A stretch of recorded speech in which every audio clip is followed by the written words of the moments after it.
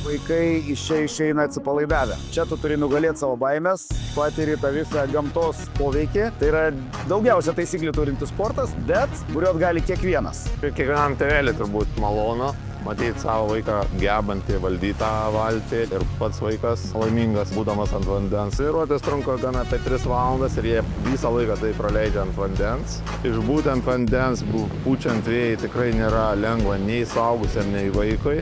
Jų ištvermę tai ugdo. Irkluotojai labiau dirba su raumenim, o buriuotojai su smegenim, kad mes turime įgauti vėją, galvoti apie visokias strategijas, debesis ir esi pastoviai gamtoje. Gerai išugdo tam tikras vandens baimės, saugumas yra pas mus labai svarbus dalykas. Labai jaučiasi tas bendruomeniškumas. Vaikai kovoja su baimėm, jie labai susipažįsta ir labai suartėja. Jeigu aš kartais išsigąstu, tai sako, kad turi toliau plaukti, o jeigu pasiguosi ir nenugalėsi baimės, tai tada tu nieko nelaimėsi. Dažniausiai, kai išplaukiu, labai galvoju apie aplinką, kas yra.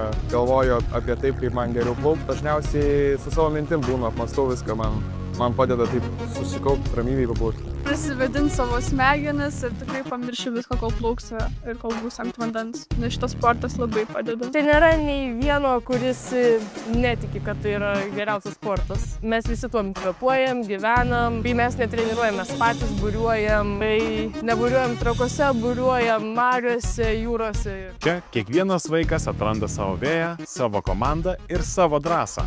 Prisijunk prie gero vėjo klubo, buriavimo būrelio. Registruokis jau šiandien.